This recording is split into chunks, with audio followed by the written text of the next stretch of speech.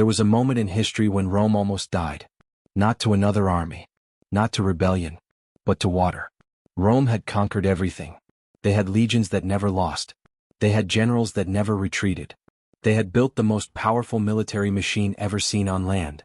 But then, they discovered their greatest strength was completely useless. Because on the water, Rome was helpless. Their soldiers couldn't fight. Their tactics didn't work. Their discipline meant nothing when a ship was rocking beneath their feet. And their enemies knew it. Carthage, a maritime power, saw Rome's weakness and started destroying them. They were cutting off grain supplies. They were raiding coastal cities. They were systematically starving Rome into submission. And Rome couldn't do anything about it. Picture this, the most invincible empire in history, completely trapped. Locked in their own peninsula like prisoners. Watching helplessly as an enemy they couldn't fight controlled everything around them.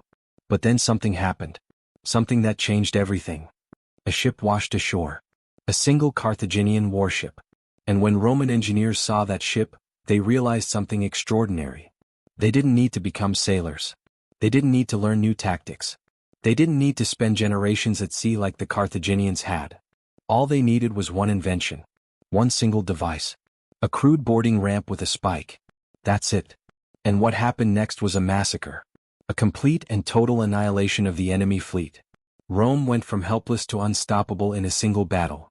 But here's what's even crazier, the device that saved Rome almost destroyed them. Because it made their ships capsize in storms. It made them unstable. It killed entire crews. And when Rome realized this, they did something almost unheard of. They abandoned their winning formula. They admitted it was wrong. And they innovated, again. This isn't just a story about warships and battles. This is a story about what happens when you're cornered. When everything you know is useless. When your only choice is to think differently or disappear forever. And it reveals something profound. The greatest innovations don't come from strength. They come from desperation. Stay until the end to discover the device that changed warfare forever. And the 3 principles that allowed Rome to turn their greatest weakness into the most devastating advantage in military history. Rome at this time was a continental power. They controlled Italy. They had conquered the Italian peninsula through sheer military superiority. Their legions were unmatched on land, disciplined, coordinated, ruthless. But everything they had built, everything they had accomplished, existed in a bubble. That bubble was the Mediterranean. The sea wasn't just water to the Romans. It was alien territory. It was chaos. For a people raised on solid ground, trained to build fortified camps, to stand in perfect formation, to march in straight lines, the endless ocean was incomprehensible. Roman soldiers felt secure only when they could dig trenches. When they could see the enemy clearly. When they could plant their feet and hold their shield wall. But on a ship? Everything was unpredictable. The ground moved beneath them. They couldn't use their formations. They couldn't use their discipline. All the things that made them invincible became useless. The sea terrified them. Not just as warriors, as men. Ancient Romans believed the ocean was populated by monsters. Scylla and Charybdis. Creatures that pulled ships down into the depths. They had superstitions about sailing. Entire cultural beliefs built around the sea being a place humans shouldn't go. So they stayed on land. They built roads instead of ships. Straight stone roads that connected their empire. And it worked, for a while. Then Carthage entered the picture. And everything changed. Carthage wasn't just another enemy. Carthage was a maritime superpower. They were the descendants of the Phoenicians, thousands of years of seafaring tradition. Their navy wasn't just experienced, it was legendary. Their triremes were perfectly designed weapons.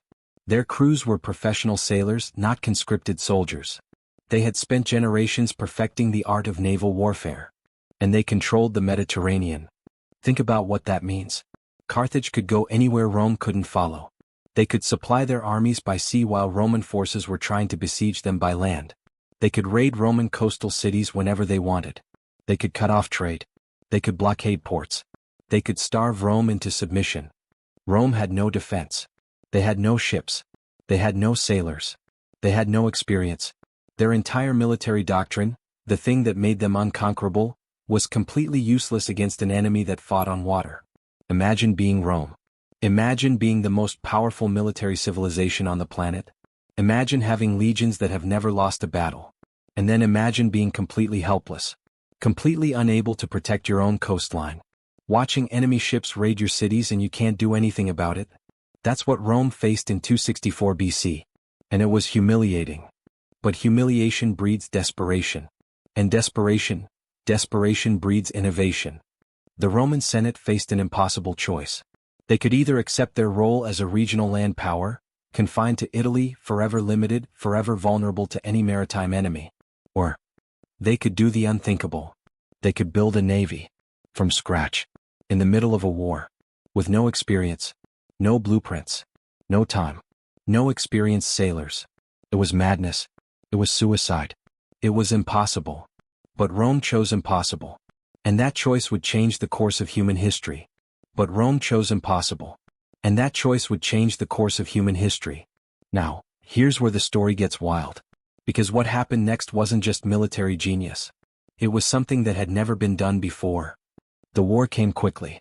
It had to. And it came where Rome least expected to fight, Sicily. Sicily was rich. It was strategically positioned. It was valuable. And both Rome and Carthage wanted it. So in 264 BC they clashed over this island. And at first, Rome's legions were winning. On land Rome was still Rome. Their soldiers marched. They conquered cities.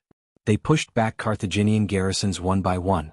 The Roman military machine was doing what it had always done, crushing everything in its path. But then the Roman commanders realized something terrible. Their land victories meant nothing. Absolutely nothing. Because while Roman legions were fighting on Sicily's coast, Carthaginian ships were freely bringing in reinforcements. Fresh troops. Food supplies. Weapons. The Carthaginians controlled the sea so they could resupply their fortress garrisons infinitely.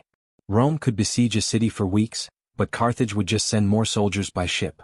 It was an endless cycle. Rome would win battles. Carthage would reinforce. Rome would be exhausted. Carthage would be untouched. Meanwhile, the Carthaginian fleet was doing something worse. They were attacking the Italian coast. Constantly. Mercilessly. Roman towns, undefended coastal towns, were being razed. Citizens were being killed. The economy was being strangled.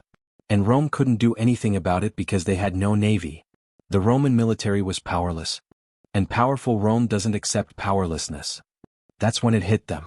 A truth so clear, so undeniable that it forced their hand. They could not win this war on land alone. They could not win this war by outfighting Carthage. To win Sicily they had to control the waters around Sicily. Period. The Senate faced their second impossible choice. They could accept defeat. Or they could commit to something that seemed like absolute madness, building a fleet large enough to challenge Carthage itself. They chose madness. Now here's where fortune intervened. Here's where luck played a hand.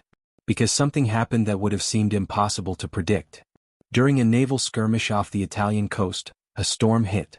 A violent storm. And it caught a Carthaginian warship, a quinquereme, one of the most advanced vessels of the time, completely off guard. The ship was blown ashore. Wrecked on a Roman beach. And when Roman soldiers found it, they realized they had been given a gift. A royal gift. The ship was practically undamaged. It was completely intact. And it was the most advanced naval technology in the world. The Romans didn't just have an enemy warship. They had a blueprint. Created by the enemy. For free. Handed to them by the gods of fortune. Roman engineers were some of the best in the world. So what did they do? They took that ship apart. Literally. Board by board. Plank by plank. They measured everything. Every joint. Every angle. Every curve of the hull. They studied how the oars were arranged. How the sails were rigged. How the mast was positioned. They wanted to understand not just the what, but the why. The philosophy behind every design choice. And then they made a decision that defines Roman genius. They didn't copy it exactly. They didn't blindly replicate every detail. Instead they adapted it. They modified it to fit Roman manufacturing capabilities. They simplified it where they could. They reinforced it where it mattered. They made it their own. Because Romans didn't just borrow ideas. They perfected them. But that was only step one. The real genius came next. Orders went out across all of Italy, build ships. Hundreds of them. And the Romans approached this task like they approached everything, with systematic precision. They created standardized parts. Ship frames were all identical. Keels were all the same specifications. Planking followed exact measurements. It was like an assembly line. Hundreds of years before the Industrial Revolution, Rome was manufacturing ships like they were construction toys. One part worked with another. Everything was interchangeable. This meant speed. It meant efficiency. It meant Rome could build warships faster than Carthage could launch attacks. Within months, Rome had assembled a fleet. Not a big fleet. Not an experienced fleet. But a fleet. They had solved the first problem, getting ships. But now they faced a problem that was somehow even harder. They had ships, but no one who knew how to sail them. They had ships, but no one who knew how to sail them. So what did Rome do? They couldn't hire experienced sailors. Carthage had centuries of seafaring tradition. Rome had farmers. But what they did next was so unconventional, so brilliantly pragmatic, that it would become the blueprint for innovation for centuries to come. This is where most civilizations would have failed. This is where they would have given up. Because training a navy isn't like training an army. You can't just throw inexperienced people on a ship and hope they figure it out. One mistake and the ship sinks. Everyone dies. And you've lost your entire fleet. But Rome faced a problem even more immediate than training sailors. They needed to build over 100 ships. Massive ships. Ships with hundreds of oarsmen. And they needed to build them, fast. Think about what that actually means. You need wood. Hundreds of thousands of trees need to be cut down. Specific types of wood too. Pine and fir for the hulls because they're flexible. Oak for the keels and frames because they're strong. All across Italy, special teams were sent out. Their only job, find the right trees. Cut them down. Process them. Transport them to the coast where shipyards were being frantically constructed. Then you need timber workers. Skilled carpenters. Thousands of them. All working at the same time in multiple locations. You need rope. Miles and miles of rope. You need sailcloth.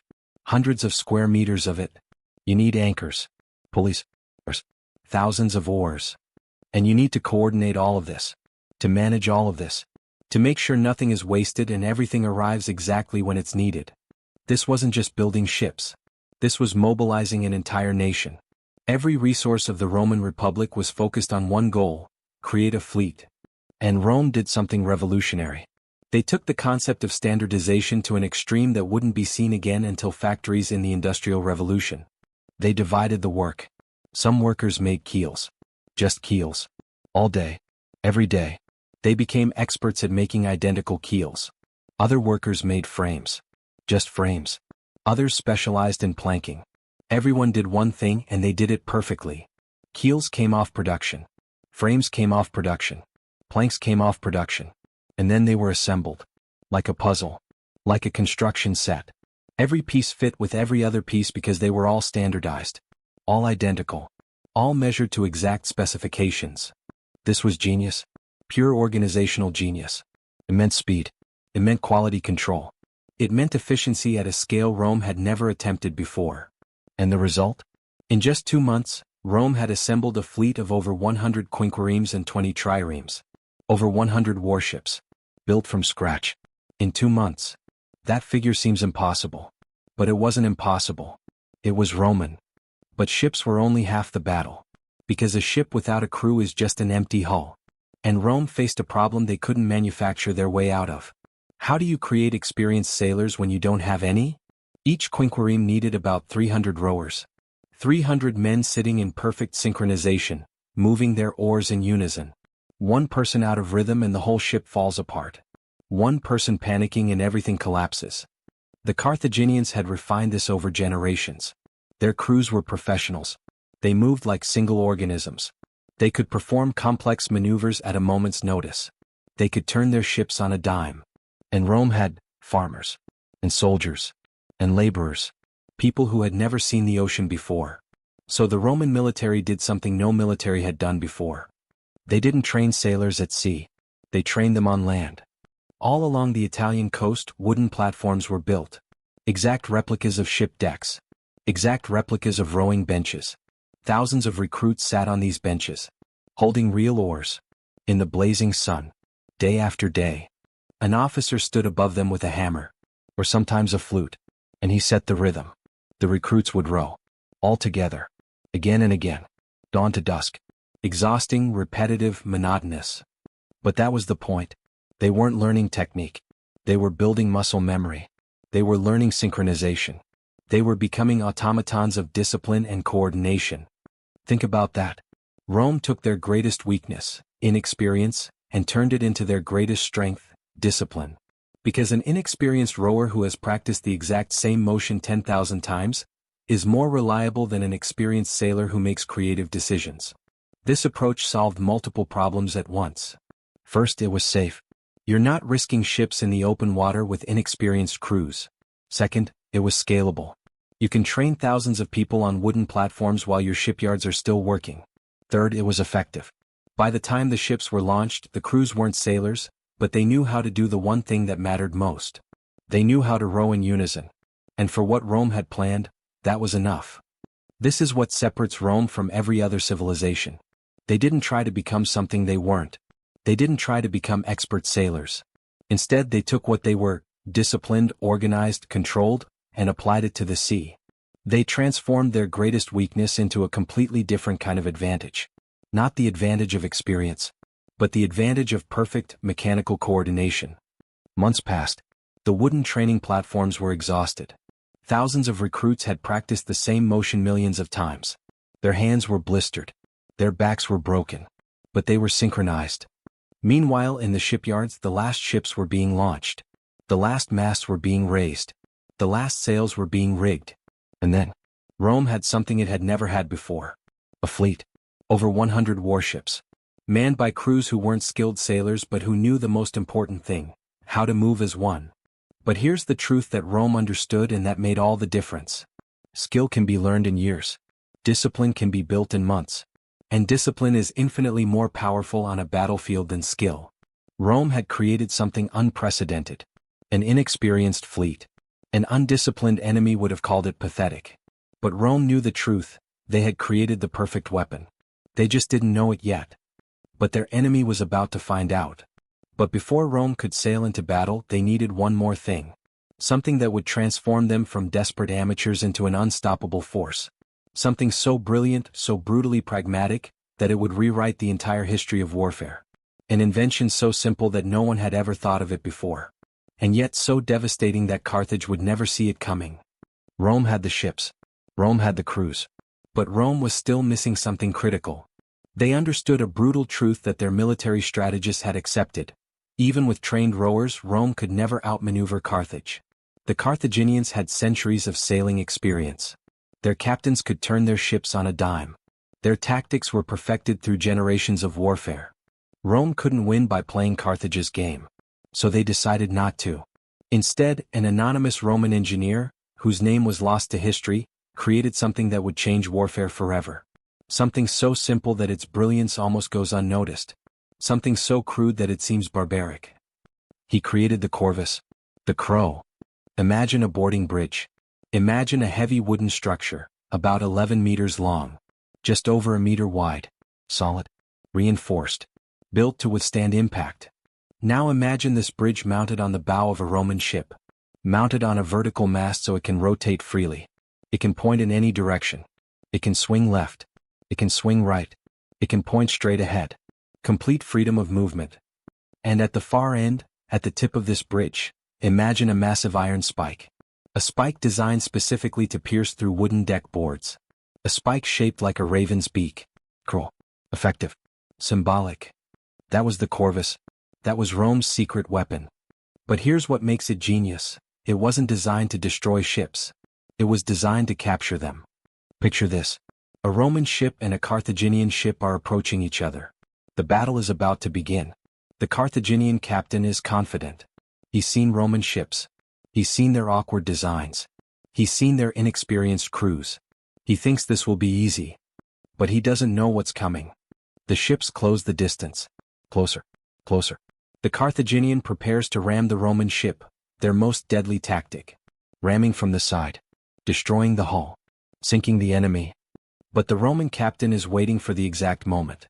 For the precise instant when the ships are close enough that escape is impossible. The rope holding the corvus is released. And that massive wooden bridge falls. It falls with all its weight. With all its force. It crashes down onto the enemy's deck like a thunderbolt.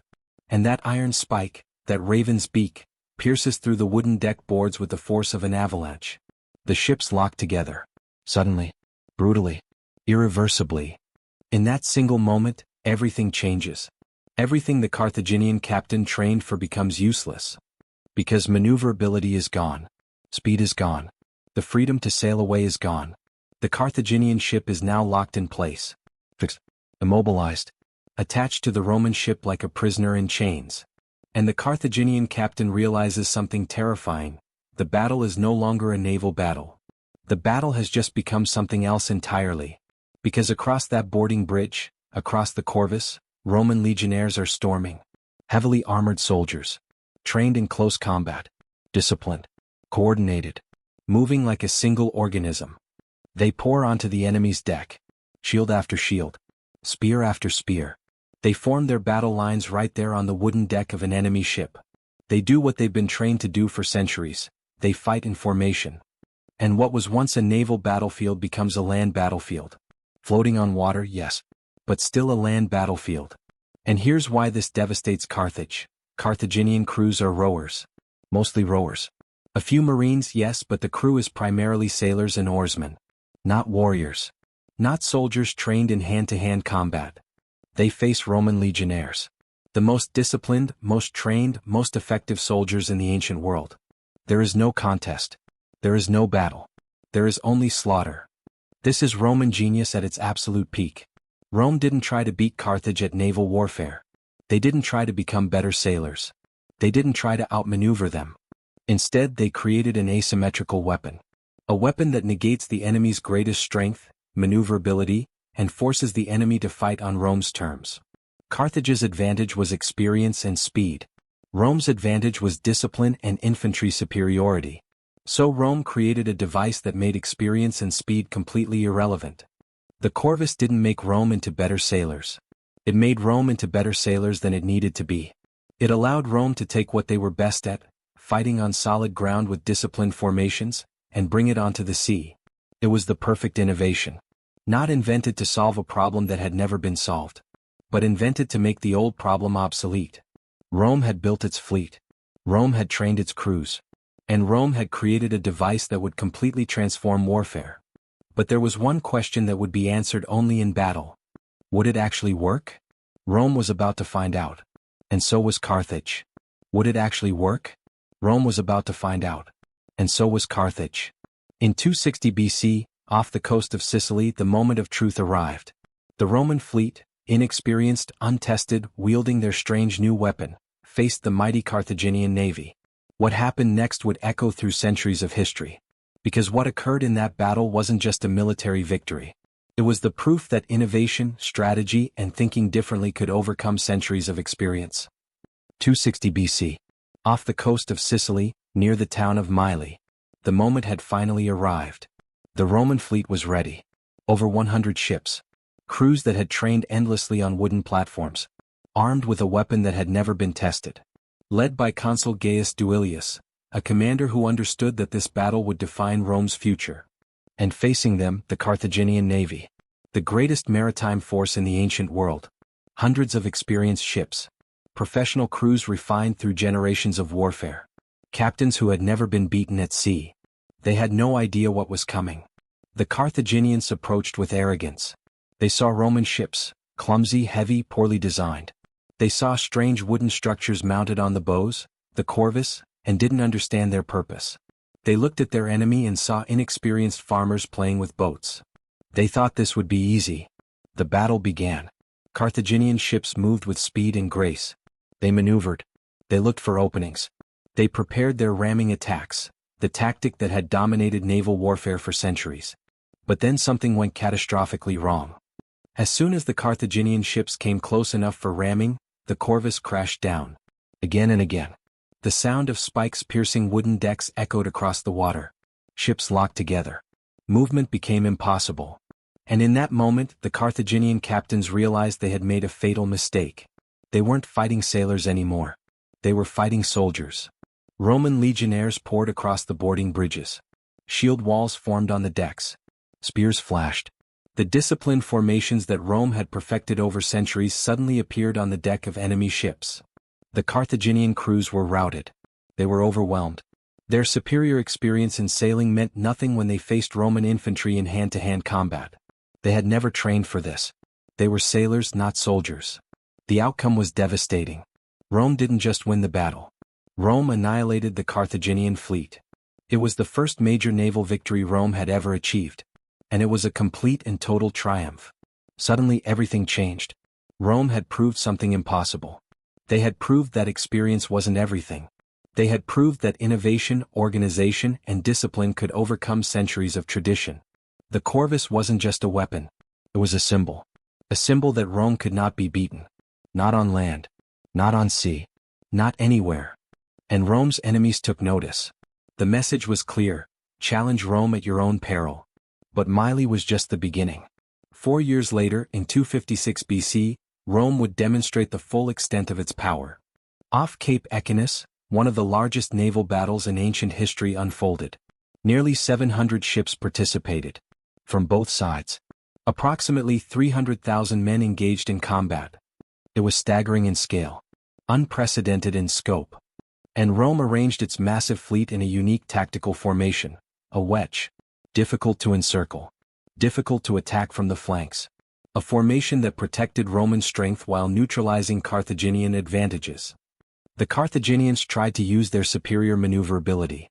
Again and again they attempted to flank the Roman position.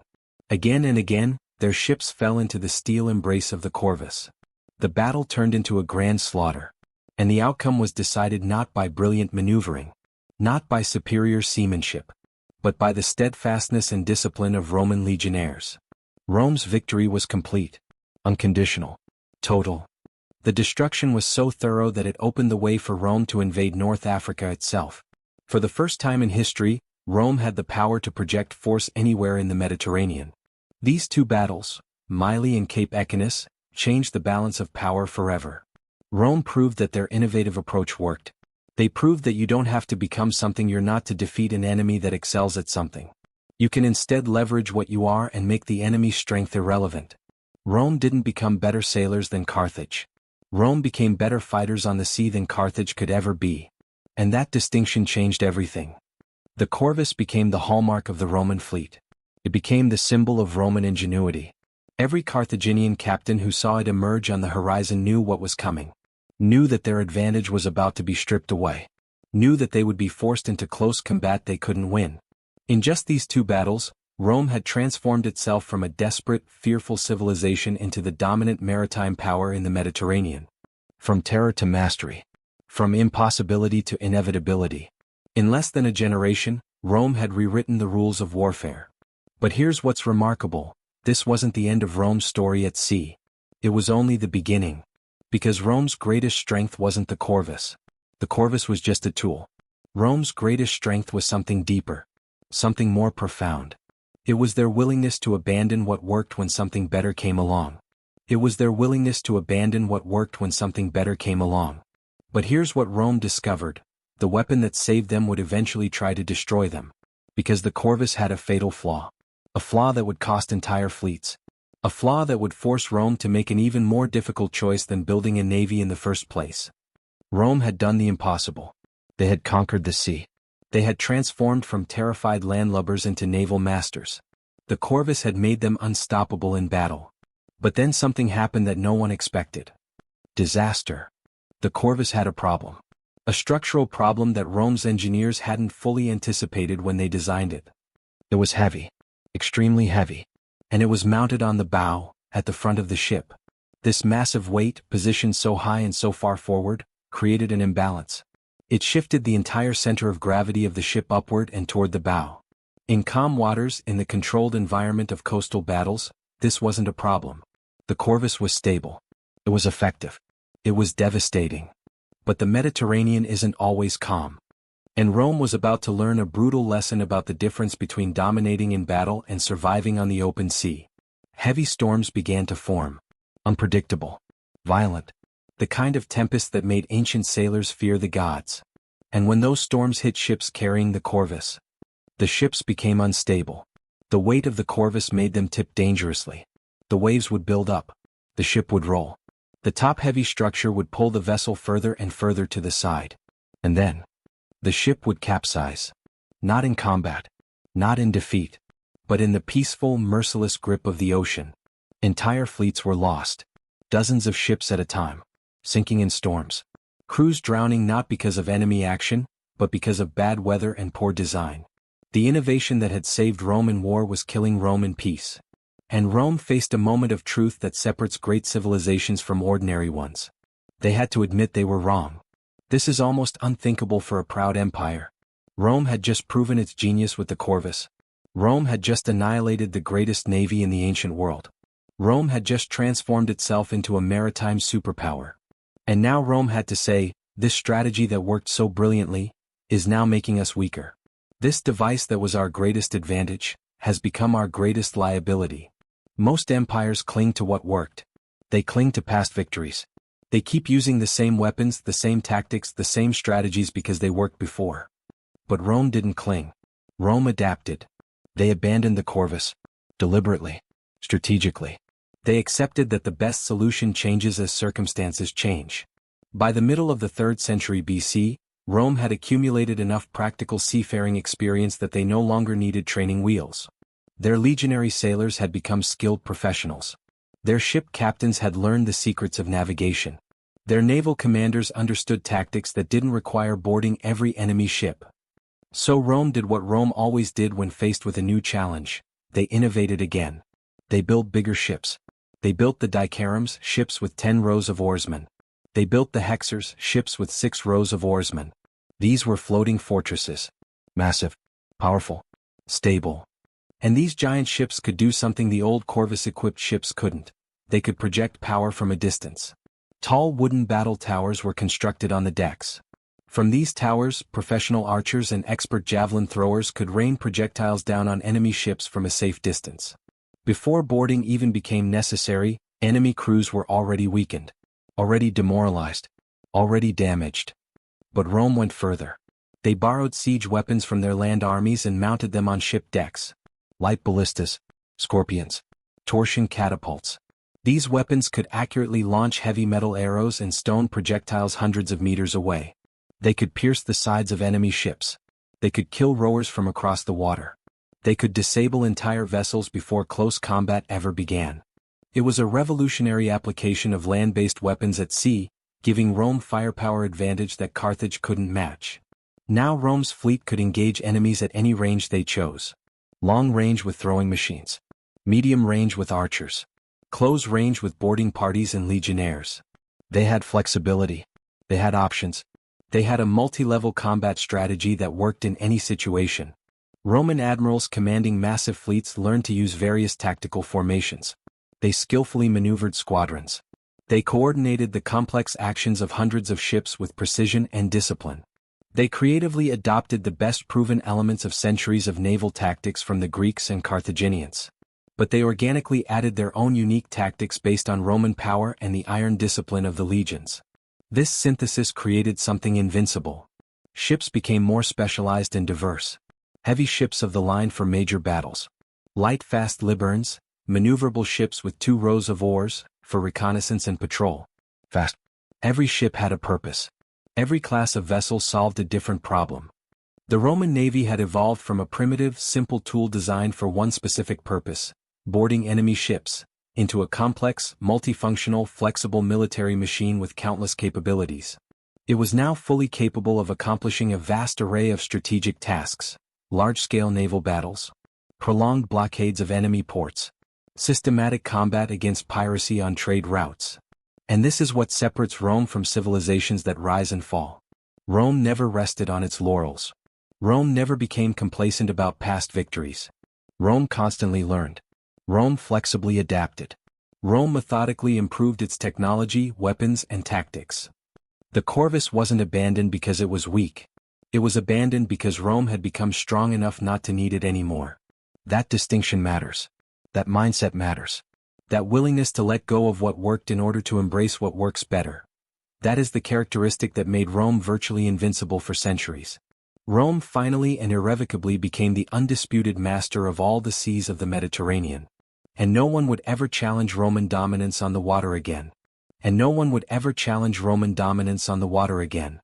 With the seas secured, Rome transformed the Mediterranean itself. They didn't just control the water anymore. They controlled trade. They controlled communication. They controlled the fate of civilizations. And they built an empire on the foundation of naval mastery that would last for centuries. Let me show you how control of the sea became the key to building the greatest empire in human history. With the seas secured, something extraordinary happened. Rome stopped being a military power conquering enemies. Rome became the architect of a new world. And that world had a name. Mare Nostrum. Our sea. Not a sea. Not the sea. Not the enemy's sea. Our sea. The Mediterranean belonged to Rome. Completely. Absolutely. For the first time in recorded history, the entire Mediterranean basin was under the control of a single power. But here's what's remarkable. Once Rome controlled the sea, they stopped needing to fight for it. The military purpose of the navy changed.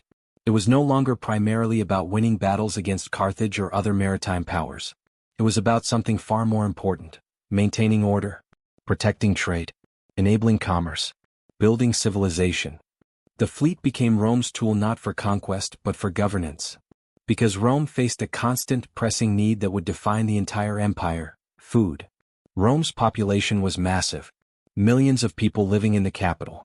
And you cannot feed millions of people with local agriculture alone. Rome needed grain. Vast quantities of grain. Shipments arriving constantly. And that grain came from Egypt. From North Africa. From Sicily. Across the sea. Thousands of miles of open water that needed to be absolutely safe. If the sea routes were cut. If grain shipments were interrupted. If the navy failed in its duty, Rome would starve. The entire empire would collapse. The Roman navy wasn't just protecting trade. The Roman navy was keeping Rome alive. But the navy's purpose extended far beyond grain. Because the sea became Rome's fastest highway. When rebellion threatened in a distant province, Rome didn't need to march legions overland for months. Legions could be loaded onto transport ships, sailed across the Mediterranean, and deployed exactly where they were needed in weeks instead of months. This gave Rome incredible mobility, strategic flexibility, the ability to respond to threats across the empire with speed no other power could match. Suddenly, Rome's empire wasn't fragmented. It wasn't disconnected. It was unified. Because Rome's navy connected it. Every province was only weeks away by sea. And Rome transformed the Mediterranean itself with engineering genius. Ports were expanded. Ports were fortified. Lighthouses were built at strategic points. Piers were constructed to accommodate massive grain fleets. Warehouses were erected to store supplies. Roman engineers learned to build artificial harbors in places where nature had provided none. They developed waterproof concrete that allowed them to construct massive structures directly in the sea, structures that still survive today. The port of Ostia, Rome's gateway to the sea, became one of the engineering marvels of the ancient world. A testament to Roman ingenuity and organizational genius. Rome wasn't just dominating the sea. Rome was reshaping it, building upon it, making it serve the empire. And what was the result? Unprecedented prosperity. The peace and order established at sea by the Roman navy was called Pax Romana, Roman peace. For centuries, the Mediterranean became a zone of free and safe trade. Merchants could travel from port to port without fear of pirates. Goods flowed freely. Ideas exchanged. Cultures mixed. Economic growth was unprecedented in scale and scope. The Roman navy wasn't just protecting trade routes. The Roman navy was enabling a kind of globalized commerce that wouldn't be seen again for over 1,000 years. The prosperity that enabled Rome to build its greatest cities, its most impressive monuments, its most enduring institutions. That prosperity was guaranteed by the Roman navy. But Rome's dominance was tested. In the later period of the Republic, the Mediterranean faced a growing plague: organized piracy on an unprecedented scale. Pirates based in mountainous Cilicia and other isolated regions formed powerful fleets. They brazenly attacked merchant ships. They raided wealthy coastal cities. They captured thousands of people, including Roman citizens, for ransom or slavery. It was maritime anarchy. Threatening the entire system Rome had built. Threatening the grain supplies. Threatening Rome's existence. In 67 BC, the Roman Senate made a decision. They gave unprecedented power to one commander, Pompey Magnus. Pompey was granted absolute command of 500 warships, 120,000 elite legionaries, and unlimited financial resources. His power extended across the entire Mediterranean with authority over coastal territories 50 miles deep. And Pompey approached this massive problem with characteristic Roman strategic thinking. He didn't chase individual pirate ships across the sea like his predecessors had done. Instead, he divided the entire Mediterranean into 13 manageable sectors. Each sector had its own commander with designated squadrons and troops. It was decentralized management with centralized planning. A revolutionary idea for its time. And then, in a coordinated operation of unprecedented scale and precision, all 13 sectors launched their attacks simultaneously, moving like a massive fishing net from west to east, systematically herding the pirates into a trap at their main base. The pirates were completely deprived of freedom to maneuver. They were cornered, trapped, with absolutely nowhere to flee. The final battle unfolded off the rocky shores of Cilicia. Pompey's strike forces dealt a crushing defeat. Pirate fortresses were stormed and destroyed. Resistance was broken completely and forever. The entire operation took 90 days, 3 months, to completely eradicate an organized threat that had plagued the Mediterranean for years. It was an absolutely brilliant demonstration of Roman efficiency, power, and organizational genius. A reminder to all that Roman dominance on the sea wasn't just about winning battles. It was about maintaining order, enforcing civilization. And this is the crucial point: control of the sea was synonymous with control of the world. Rome's navy didn't just protect trade routes. It connected scattered provinces. It facilitated exchange of goods, ideas, and cultures. It transformed the sea from a barrier into the unifying force of the empire. The sea ceased to be something Rome feared. The sea became something Rome commanded. Something Rome shaped. Something Rome used to build the greatest empire in human history. The invention of naval warfare had led to more than just military victories. It had become the foundation upon which the entire economic, logistical, and political system of the Roman Empire was built. Rome had not just conquered the sea. Rome had conquered civilization itself through control of the sea. Rome had not just conquered the sea. Rome had conquered civilization itself through control of the sea. Now, as we look back at this incredible journey, from terrified landlubbers to masters of an empire, we have to ask ourselves, what does Rome's story teach us? Because this isn't just ancient history. This is a lesson about human nature, about innovation, about what we become when we're cornered and forced to think differently. We've traced an extraordinary journey, from fear to mastery, from desperation to dominance, from a civilization terrified of water to the undisputed masters of the Mediterranean. But this story isn't really about Rome. This story is about something far more profound. It's about what happens when a people are cornered, when everything they know becomes useless, when survival demands they think completely differently. And in that pressure, in that desperation, they discover something inside themselves they never knew existed. Let's recap what happened. Rome faced an impossible situation. An enemy controlled the sea. Rome couldn't fight on water. So they had two choices: accept limitation or overcome it. They chose to overcome. They chose the impossible. In less than a generation, Rome went from a civilization that was terrified of the ocean to one that commanded it completely. From prisoners in their own peninsula to rulers of an empire. That transformation wasn't luck. It wasn't accident. It was the direct result of specific principles applied under pressure. And if we understand those principles, we can understand something vital about success, innovation, and achievement in any arena. First, necessity as a fuel for innovation. Rome didn't innovate because they wanted to. They innovated because they had to. Comfort breeds complacency. Pressure breeds genius. Every major breakthrough Rome achieved came from a problem they couldn't avoid solving. Second, pragmatism over tradition. When that Carthaginian ship washed ashore, Rome didn't say, "We should figure this out ourselves." They took what the enemy had built, studied it, adapted it, and made it their own. They were pragmatists. They used every tool available. Third, organization and discipline as weapons. Rome understood something crucial. You don't need to be the best at something if you're disciplined enough to be consistent at something. Their crews weren't the best sailors, but they were the most coordinated, the most disciplined, the most reliable.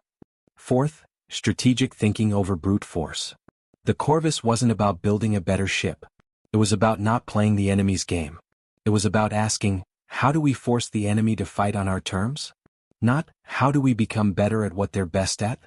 Fifth, the wisdom to evolve. And perhaps most importantly, Rome understood that strategies that work become obsolete. The Corvus saved Rome. Then the Corvus almost destroyed Rome. And Rome abandoned it. Because Rome's greatest strength wasn't the Corvus. Rome's greatest strength was the willingness to let go of what worked in order to embrace what works better. Most empires, most people, most organizations cling to their past victories. Rome didn't. Rome constantly evolved. Now here's what separates those who understand this story from those who merely watch it. The deeper lesson has nothing to do with warships and battles. This is a story about what happens when you're cornered. When your back is against the wall. When everything you've ever done, everything you've ever believed in, everything that made you who you are, becomes inadequate. In those moments you have a choice. You can break. You can give up. You can accept limitation. Or you can transform. And transformation doesn't come from being comfortable. It doesn't come from incremental improvement. It comes from fundamental reimagining. It comes from looking at a problem and asking not, how do we do what we've always done better? But, how do we change the game entirely? How many C's do you face in your own life? Maybe it's a career challenge. Maybe it's a business disruption. Maybe it's a personal obstacle. Maybe it's a relationship that requires you to become someone different. Maybe it's an industry transformation that makes your old skills obsolete. These aren't obstacles. These are opportunities to do what Rome did. To innovate. To adapt. To transform. To go from terrified to capable. From helpless to powerful. The principles Rome used in 264 BC still apply in 2025. Necessity still breeds innovation. Pragmatism still beats pride. Discipline still defeats skill.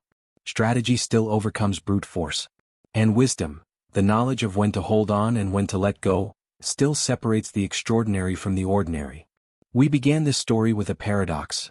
The greatest military empire in history was terrified of water. How could that be? How could invincibility exist alongside fear? The answer is profound. Strength and fear aren't opposites. They're companions. Strength is what you do when you face what terrifies you. Strength is the decision to transform despite the fear. The greatest empires, the greatest people, the greatest civilizations are not those without fear. They're the ones who face their fear and choose to evolve anyway. Rome didn't stop being afraid of the sea. Rome became the master of the sea despite the fear. And that's infinitely more powerful than never being afraid in the first place. This is why we study history. Not because the past is interesting. Because the past is a mirror. Every problem has been solved before. Every obstacle has been overcome before. Every transformation has been achieved before. Rome teaches us that no challenge is truly insurmountable. With the right strategy, the right organization, the right mindset, any barrier can be overcome. The impossible becomes possible. The terrified become the masters. Character is revealed under pressure. And Rome's character, pragmatism, discipline, creativity, wisdom, and the willingness to evolve. That character is what made them virtually invincible for centuries. So as you face your own sea, whatever challenge seems impossible, whatever obstacle seems insurmountable, whatever transformation seems beyond reach, remember Rome. Remember that desperation breeds genius. Remember that discipline defeats skill. Remember that strategy overcomes brute force. Remember that wisdom is knowing when to hold on and when to let go. Remember that you don't have to be naturally equipped for something to master it. You just have to be willing to think differently. To adapt. To transform. That is the legacy of Rome. That is the lesson of the sea. That is the truth that echoes across 2,000 years. When you're cornered and forced to evolve, that's when greatness emerges. If this story resonated with you, if Rome's principles sparked something in you, if you felt that pull toward transformation and innovation, then hit that like button right now. And here's why that matters. When you like a video, you're not just liking it. You're telling YouTube that you want more content like this. More stories. More history. More transformation. More wisdom. Subscribe to this channel. Because every single video we create is designed to do exactly what Rome did. Transform obstacles into opportunities. Transform your perspective on what's possible. And if you want to be part of a community of people who believe that challenges make us stronger, that history teaches us wisdom, that every obstacle is just an invitation to innovation, turn on notifications so you never miss an episode. Leave a comment. Tell me, what sea are you facing right now? What obstacle seems impossible? What transformation are you afraid to attempt? Because your story matters. Your challenge matters. And I want to know what you're working to overcome. Share this video with someone who needs to hear it. Share it with someone who's facing their own impossible challenge. Share it with someone who needs to remember that desperation breeds genius. Because when you share this story, you're not just sharing a video. You're sharing a principle. You're sharing a truth. You're helping someone else understand that they are capable of far more than they imagine. This is the story of Rome. From terrified to dominant. From impossible to inevitable. From desperation to empire. And this is the story of what you're capable of. Thank you for watching. Thank you for being part of the Tale of History family. I'll see you in the next video.